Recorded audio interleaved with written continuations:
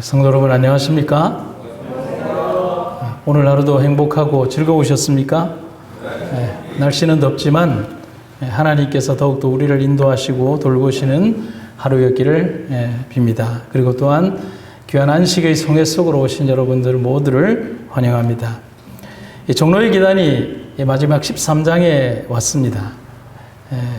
끝내려고 보니까 이 13장에 너무 주옥 같은 말씀들이 너무 많아서 다시 두 개로 나뉘어서 한번 좀 생각을 하게 되었습니다. 이 종로의 계단을 마무리하는 13장은 그리스도인의 가장 이상적인 삶을 정확하게 제시하고 있습니다. 하나님의 자녀들은 주의 선하심과 자비를 드러내는 그리스도의 대표자가 되기 위하여 부르심을 받았다. 정확하죠? 그리스도인의 생애는 세상에서 예수님을 보여주는 삶이 되어야 합니다. 그래서 바울은 제자들을 향해서 그들의 삶과 생애가 그리스도의 편지라는 선언을 하고 있습니다. 이 편지의 목적은 분명합니다. 세상에 하나님을 보여주는 것입니다. 서로 저들이 성경을 읽지도 아니하고 또는 그 가운데 기록된 말씀으로 저희에게 말씀하시는 음성을 듣지 못하였을지라도 또는 저들이 하나님의 업적 가운데에서 그의 사랑을 깨닫지 못하였을지라도 그대들이 예수의 참된 대표자일 것만 같으면 저희가 그대들로 말미암아 하나님의 선하심을 얼마만큼 이해하게 되어 그를 사랑하고 섬기게 될는지도 모른다. 이 땅에 많은 그리스도인 된 사람들의 공통적인 믿음의 동기도 마찬가지입니다. 어느 날 뜬금없이 자기가 갑자기 예수님을 믿은 사람들도 가끔 있지만 대부분의 많은 사람들, 저를 포함하여 대부분의 사람들은 누군가의 영향을 받았고 참된 그리스도인의 모본을 보고 또 그들이 살아가는 삶의 모습을 보면서 우리도 그러한 믿음을 가졌으면 좋겠다는 동기가 부여되었기 때문에 그렇게 된 것으로 알고 있습니다. 그래서 오늘 우리의 삶이 세상에 보여질 때 가식적으로 어떻게 하라는 그런 것이 아니라 참된 모습으로 우리가 세상 속에서 주님의 모습을 드러내는 귀한 편지들이 되기를 간절히 바랍니다. 그래서 우리는 빛을 전하는 사람들이 되어야 됩니다. 그래서 종로의 계단에 보면 이런 글이 있습니다. 그리스도인들은 천국 가는 길에 등불을 비추는 자로 세움을 받았습니다. 그래서 그리스도인들은 빛의 사명 곧 마태복음 5장에 보면 등불을 덮어두지 않고 어두운 곳을 밝히는 일을 해야 하는 것입니다. 그래서 등경 위에 두나니라고 하는 표현의 원어적 표현 혹은 다른 성경의 번역에 보면 불을 켜서 돛박으로 덮어두지 말라, 무언가 그릇으로 그 빛을 덮어두지 말라 그렇게 되어 있다는 사실이죠. 그런데 그 빛은 어떤 빛이기 때문에 그럴까? 종로의 계단은 분명하게 그 빛이 그리스도께로부터 그들에게 비치는 빛을 무언가로 덮으려고 하지 말라고 하는 것입니다. 그러면 세상 속에 예수님의 빛을 비춘다는 것은 무엇을 말하는가? 그들은 생활과 품성으로 그리스도께서 어떤 분이시며 그분을 섬기는 의미가 무엇인지 다른 사람들에게 보여줄 것이다. 참 정확한 말을 우리들에게 해주고 있는 겁니다. 생활과 품성으로 그리스도께서 어떤 분이신가? 그래서 우리는 삶에서 참 많은 부분에 있어서 세상에 보여지는 하나의 편지요, 전도지가 되고 있는 겁니다. 우리의 말 한마디, 우리의 살아가는 모습, 이웃에게 비춰지는 우리의 존재, 그리고 우리가 세상 사람들과의 거래에서 보여주는 정직성, 그 모든 것들이 세상에 예수님을 보여주는 정말 기가 막힌 하나의 전도지라고 하는 사실입니다. 우리 강복근 장로님은 잘 모르실 거예요. 지난 목요일인가요?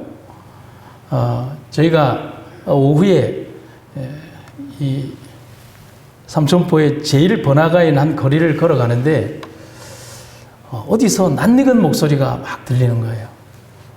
강복근 장로님 목소리인 거예요.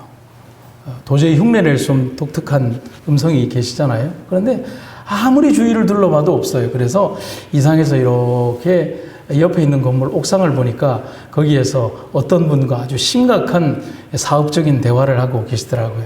장로님은 저를 못 보셨죠? 저희는 한참을 보고 그래 갔습니다. 그런 거와 같은 거예요. 보이지 않는 시선들, 그리고 누군가 보는 시선들이 나의 음성과 나의 이야기를 듣고 있고 내 삶을 보고 있다는 사실이죠. 우리가 걸어가는 모습에서, 여러분들이 예배를 드리고 나오는 모습에서, 또 세상 속에서 살아가는 모습에서 가족 간의 어떤 화평과 기쁨들 속에서 우리들은 모두 세상 속에 보여지는 우리들의 삶을 통하여 사람들에게 보여지는 전도지인 것입니다. 그런데 우리가 정말 그리스도를 대변하고 그리스도를 모시는 삶을 산다면 감추어지지 않는 삶의 모습, 그리고 결코 가두어 둘 수 없는 빛의 존재가, 그런 모습들이 세상 사람들에게 보여질 수밖에 없다는 사실이죠. 그리고 그 반대의 것은 전혀 보이지 않을 것입니다. 그래서 우울함이나 슬픔, 원망이나 불평은 그리스도가 내재하는 삶과는 전혀 어울리지 않는 삶이 바로 이런 삶이라는 사실이죠. 예수님이 나와 함께 거한다면 우리의 삶에 기쁨이 있을까요? 당연하겠죠. 억지로 웃어야 되거나 억지로 행복을 가장하는 것이 아니라 예수께서 내 삶을 주장하시고 내 안에 거하시기 때문에 나는 주님께서 주시는 화평과 기쁨으로 인하여 즐거울 수밖에 없는 그런 삶을 살게 된다는 것입니다. 그런데 우울함이나 슬픔, 원망이나 불평, 이런 삶이나 생각은 하나님께서 주시는 것이 아니라 사단이 주는 것입니다. 사단은 우리의 행복이나 기쁨을 절대로 원하지 않습니다.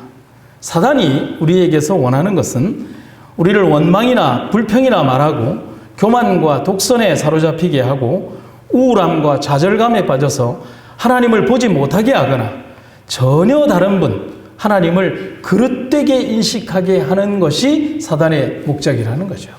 하나님을 믿으면서도 전혀 우리가 생각하는 그런 분들의 부류가 아닌 전혀 다른 분의 개념으로 하나님을 두려워하거나 곡해하게 만들어버리는 것입니다. 오늘날에 얼마나 많은 교회들이 하나님을 그렇게 잘못 전하고 있는지 모릅니다. 사단이 우리의 내면에 계속해서 주입하려고 하는 사상을 전하는 방법이 있습니다. 정로의 계단을 한번 볼까요? 사단은 언제나 신앙생애가 우울한 생애가 되게 하려고 힘쓴다. 누가요? 사단이 그렇게 한다는 거예요. 그런 신앙생애가 고생스럽고 어려운 것처럼 보여지기를 원한다. 그러므로 그리스도인들이 자기의 생애 가운데에서 신앙에 대하여 이와 같이 괴로운 것임을 드러낼 때에는 그는 그의 불신으로 말미암아 사단의 기만을 찬동하는 것이 된다. 여러분, 하나님을 믿으면 환난도 있고 고통도 있고 어려움도 있고 그리고 재난도 있고 손해보는 것도 있습니다. 근데 그것으로 인하여 우리의 삶이 불행하거나 고통 속에 이렇게 나뒹구려지는 것이 아니라 하나님께서는 그러한 과정을 통하여 우리를 더 높은 믿음으로 이끌고 계시다는 사실을 우리는 알 필요가 있습니다. 여러분, 바울의 생애를 보면 그렇잖아요. 바울이 예수님을 믿고 난 이후에 돈을 더 많이 벌었습니까? 사회적 지위가 더 높아졌습니까? 아니면 세상 사람들보다 존경을 더 많이 받았습니까? 그는 예수님을 믿고 난 이후에 잃어버린 것이 너무 많아요. 그가 세상에서 가지고 있었던, 그리고 자기의 것으로 존재했던 수없이 많은 사람들이 부러워했던 외형적인 것들을 다 잃어버렸거나 스스로 쓰레기로 처리하고 버린 것을 우리는 성경을 통해서 압니다. 그런데 바울의 14편지서에서 기록된 모든 내용들에 통하여 보면 그는 그로 인하여 불행해졌다는 것이 아니라 그럴지라도 하나님께서 나를 인도하신 것에 대하여, 그리고 그럼에도 불구하고 나는 하나님을 통하여 기쁘고 자유하게 되었다는 사실을 간증하고 또 간증하는 것입니다. 여러분, 우리의 삶이 물질이 채워지는 것으로 인하여 우리의 삶이 행복해진다라고 하면, 그것이 정말 행복의 조건이라고 하면 하나님은 교회 오는 족족 성도들 한 사람씩 돌아가면서 아마 이렇게 복권을 맞춰 주실 것입니다. 그렇지 않을까요? 그런데 그렇게 하지 않는 것은 우리의 삶에 물질이 우리들에게 주시는 행복이 아니라 그리스도께서 내재하시는 진정한 행복이 우리들의 삶에 있기 때문에 그렇다는 사실입니다. 그래서 어떤 때는 그런 얘기를 합니다. 오늘의 우리의 가족, 우리의 모습에 오늘의 모습을 보면서 어느 날 감사기도를 드립니다. 그러면서 지나온 생애 가운데 있었던 수없이 많은 경험들 가운데에서 있었던 일들, 아이들이 어떨 때 아팠을 때, 어떤 때는 고통스러웠을 때, 어떤 때는 이런 일들로 인하여 중요한 결정으로 인하여 내 삶이 그렇게 갈 수밖에 없었을 때, 너무나 아픈 기억으로 남아서 눈물을 흘리며 그런 선택 속에 내가 가야만 했을 때의 그 모든 과정들 가운데에서 단 하나라도 없었다면 저는 이 자리에서 여러분들과 함께하지 못하는 것입니다. 이걸 우리가 어떻게 알 수 있냐면 사다리 게임을 여러분 해보시면 알 수 있어요. 사다리 게임을 하고 다 그려놨어요. 그러면 1번부터 8번까지 있다고 합시다. 그러면 이미 완성된 사다리는 다 완벽하게 여러분 등수가 정해져 있죠. 아무리 복잡하게 그렸다 할지라도. 그런데 여러분 거기에서 짝대기 하나만 딱 빼거나 그 수백 개의 이렇게 선 그어진 것 중에서 짝대기 하나만 빼거나 아니면 하나의 짝대기만을 추가하면 결과는 완전히 달라지는 것입니다. 우리의 인생에 오늘의 우리의 모습을 보면서 그렇게 수없이 많은 우여곡절 가운데에서도 그리고 삶의 그 곡절진 것들 가운데에서도 오늘의 우리가 존재할 수 있고 우리가 오늘 이 시간에 감사할 수 있는 것은 하나님께서 그 모든 과정 속에 개입하셨고 오늘의 우리를 이끌고 계시다는 사실입니다. 그래서 우리는 오늘 감사하게 되는 겁니다. 사람들은 자기의 우월성을 자랑하려고 하는 교만도 있지만 자신이 얼마나 어려운 처지에서 고통받는지를 말하면서 타인들에게서 지속적인 관심과 사랑을 받으려는 보상심리의 노예가 되기도 합니다. 그런 사람들이 참 많아요. 나 너무 힘들어 라고 하는 것입니다. 그런데 힘들지 않다는 것이 아니라 힘들다는 사실을 사람들에게 계속 이야기하고 표현하면서 자기의 힘듦을 사람들에게 자꾸 표현하는 것입니다. 그리고 지속적인 사랑과 관심의 노예가 되어버리는 경우들도 있다는 겁니다. 화임 여사가 놀라운 심리적인 어떤 이런 것을 지적을 하고 있어요. 그래서 자신을 한없이 가엾게 묘사합니다. 그리고 자신의 처지를 비관합니다. 근데 이 비관이 뭐로 발전되느냐면 내가 이렇게 불행한 것이 누구 때문이라고요? 예수 믿는 것 때문이라고 이야기를 합니다. 아무것도 할 수 없는 사람처럼 인식하고 또 자신에게 주입을 합니다.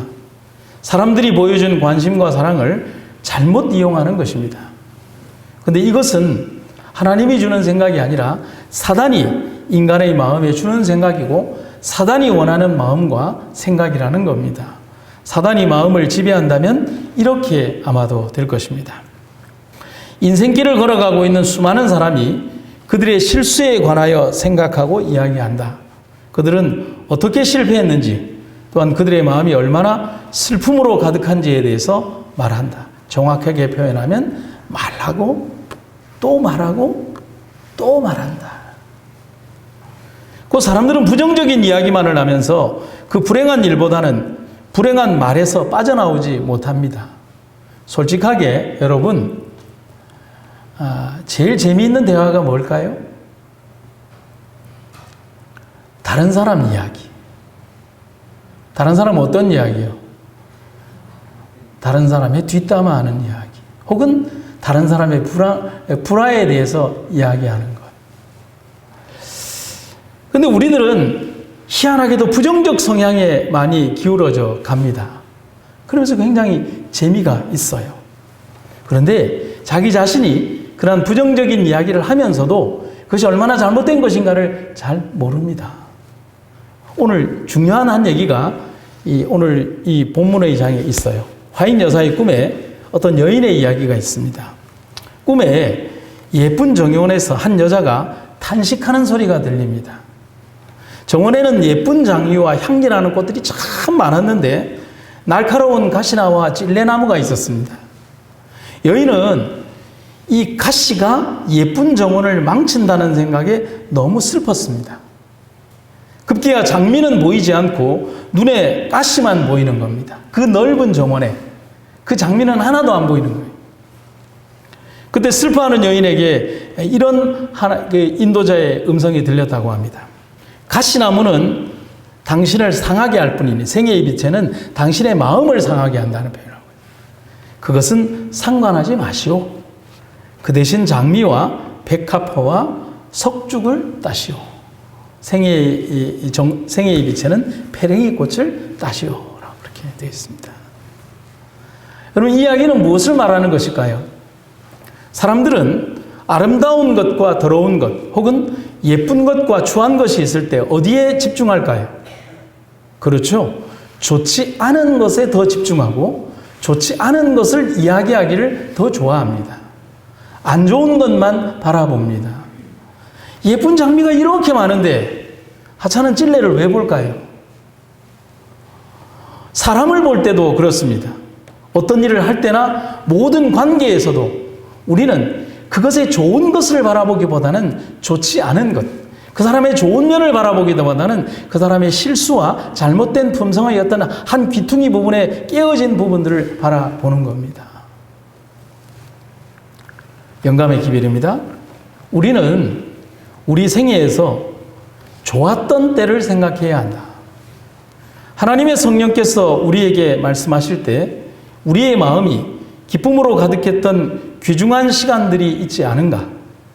우리의 생애를 되돌아볼 때 즐거웠던 시간이 많지 않은가? 하나님의 약속들은 우리가 걷는 길을 따라 자라는 향기로운 꽃들과 같지 않은가?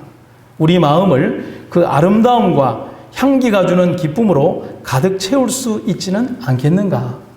가시들은 우리에게 상처를 입히고 우리를 슬프게 만들 뿐이다. 그런데 우리는 기쁨과 사랑과 은혜에 집중하기보다는 가시에 더 많이 집중하는 삶을 사는 겁니다. 그것이 바로 사단이 원하는 일입니다.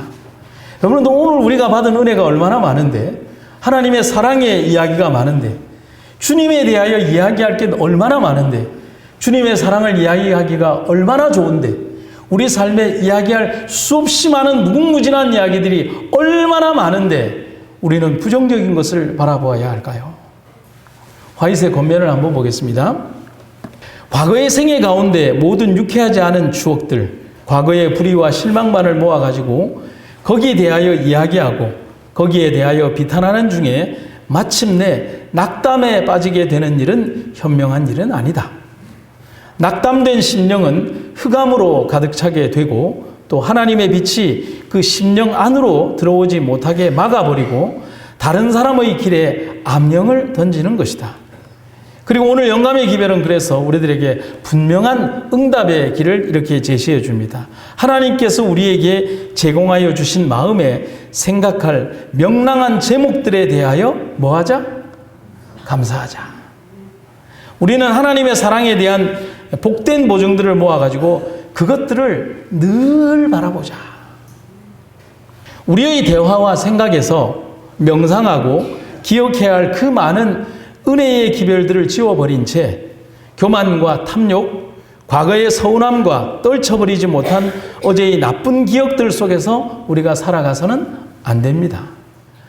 빛이 되는 삶은 바로 어둠을 떨쳐버리는 삶입니다. 그리고 자신의 어둠을 물리치는 삶입니다. 그러면 사람들이 그 빛을 보고 하나님을 보게 될 것입니다. 그런 삶을 살아야 됩니다. 이사야의 글을 읽습니다.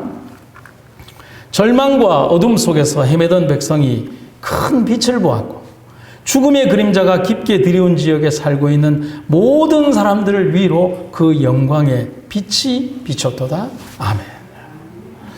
자, 두 번째는 우리의 마음속에 있는 의심을 버리는 것이 가장 중요합니다. 여러분, 하나님을 가장 슬프게 하는 일은 무엇일까요? 의심입니다. 사무엘 존슨이라는 사람은 의심에 대해서 이런 얘기를 합니다. 의심은 흔히 무용한 고통이다. 이 말이 참 재미있어요. 의심은 아무런 필요가 없는데 우리 삶에 고통을 준다는 겁니다. 이 글에 깊은 공감을 합니다. 의심하는 순간 삶은 참 불행해지기 시작합니다. 여러분, 누군가를 의심하는 순간부터 그 사람이 평상시에 웃고 있는 그 웃음마저도 그 웃음의 의미를 부정하게 됩니다. 그 사람을 의심하는 순간부터 그 어떤 이야기도 그 사람과 깊은 대화를 나누지 못하게 됩니다. 의심하는 순간 삶은 그렇게 불행해지는 거죠. 타인의 호의는 물론 친절과 은혜마저도 의심한다면 그런 호의를 베푼 사람에게 얼마나 큰 상처가 되겠습니까? 여러분, 우리는 무한한 은혜를 입었습니다. 그런데 그 사랑을 우리가 의심한다면 우리는 얼마나 잘못된 길로 가고 있는 것입니까? 그런데 우리가 성경을 보면 이스라엘 백성들의 삶이 그랬어요. 그들은 광야에서 끊임없이 의심하고 끊임없이 불평했어요. 그들의 그런 행동이 광야의 길을 40년 동안 가게 했고 출애굽 1세대들은 가나안에 들어가지 못하는 결과를 낳게 되었습니다. 하나님의 첫째의 목적이 과연 그들을 1세대가 가나안에 못 들어가는 것이 하나님의 목적이었을까요? 아니잖아요. 12정탐꾼이 부정적인 이야기와 의심에 관한 이야기들을 보고하기 전까지, 그들이 동조되어 하나님을 의심하기 전까지 하나님의 목적은 그들 전부 다가 가나안 땅에 들어가는 것이 목적이었습니다. 그런데 그들이 의심하는 순간 그 1세대들은 광야에서 다 죽을 수밖에 없었습니다. 여러분, 의심은 사단이 우리에게 뿌린 가라지라는 사실을 잊지 말아야 하는 겁니다. 그대가 말하는, 의심하는 말마다 사단의 유혹을 불러들이는 것이다. 또 의심하는 말은 그대에게 의심하는 생각을 더욱 강하게 하며 봉사하는 천사들로 하여금 슬피 그대에게서 떠나게 하는 것이다. 정말 심각한 한 이야기를 해주고 있는 것이죠. 그럼 우리는 어떻게 해야 할까요?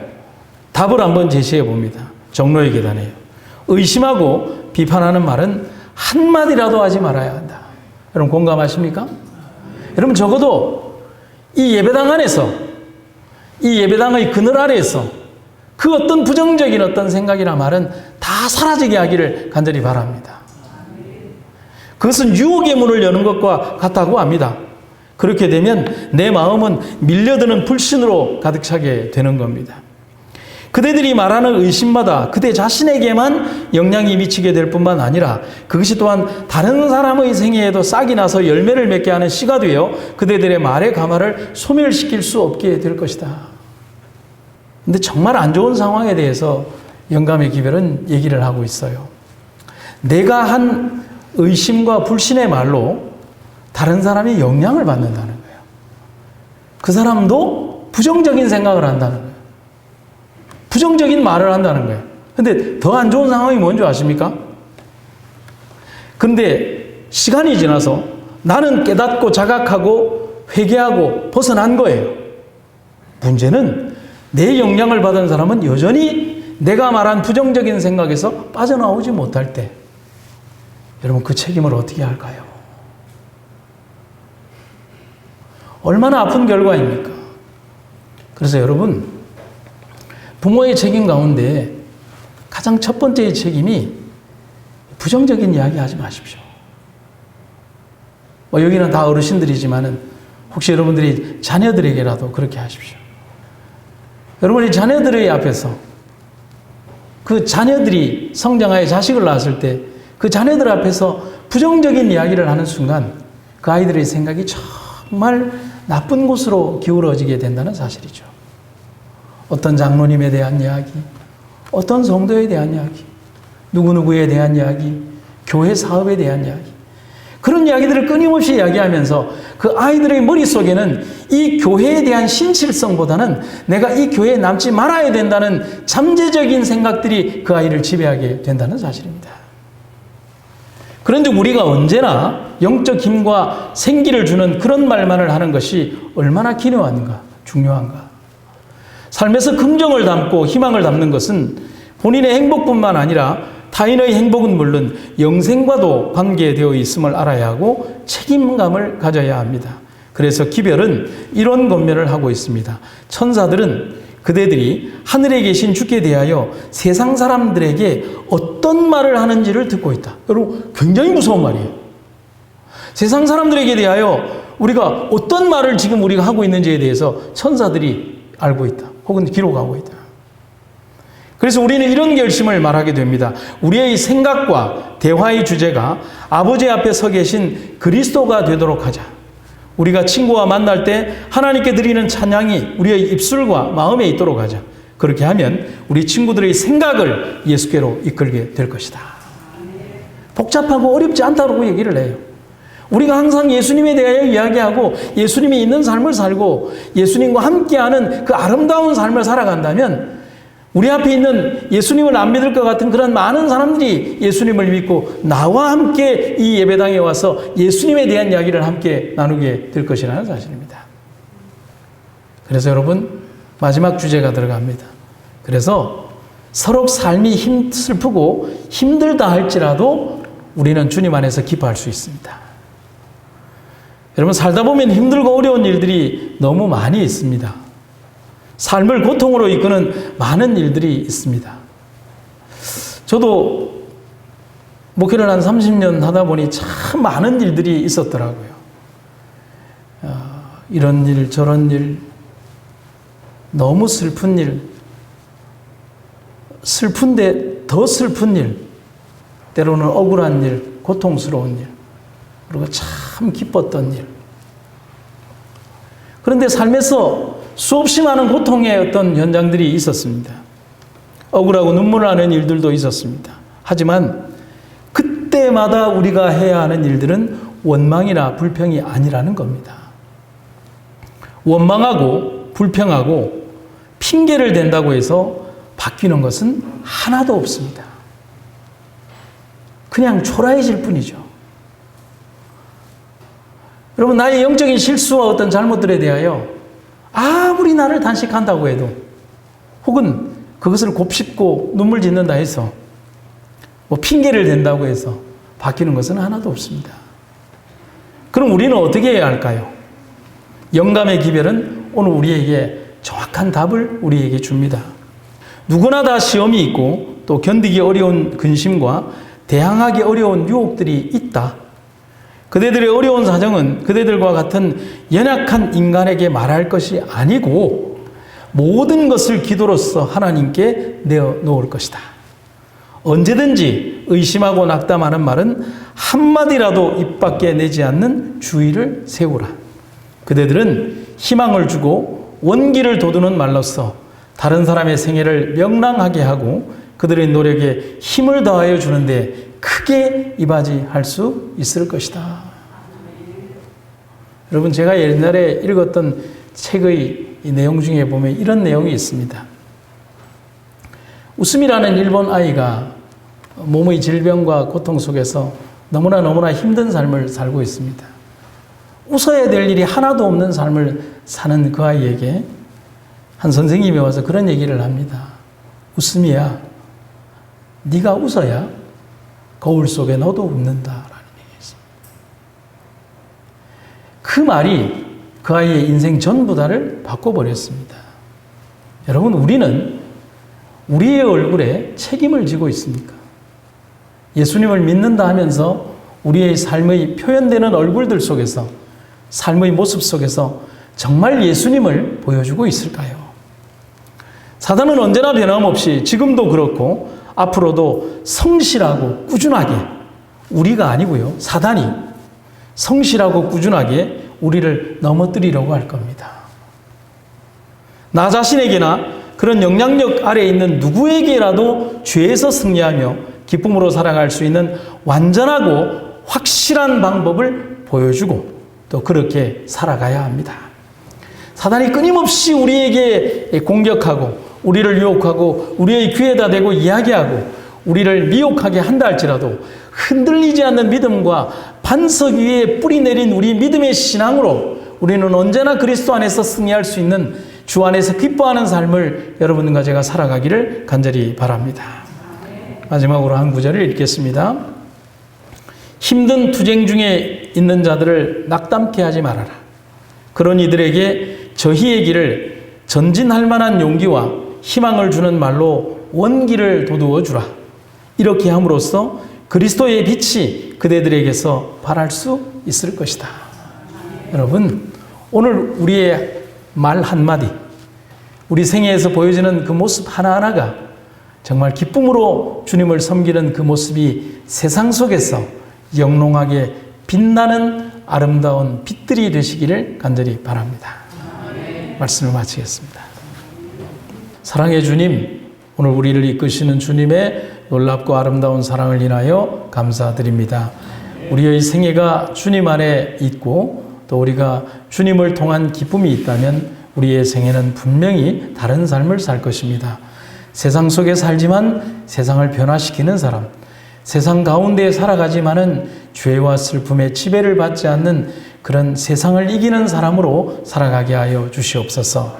우리가 이 땅에서 살아갈 얼마 남지 않은 삶의 시간 동안 정말 기쁘고 즐거운 아름다운 추억의 기록들을 우리 함께 믿음의 동료들과 함께 나누며 생애하고 살아가게 하여 주시옵소서. 또한 주님 오시는 그날까지 기쁨과 즐거움으로 생애하다가 정말 밝은 모습으로 주님을 맞이하게 하여 주시옵소서. 주께서 베푸신 이 아름다운 시간과 은혜를 인하여 감사드리며 예수님의 이름으로 기도드립니다.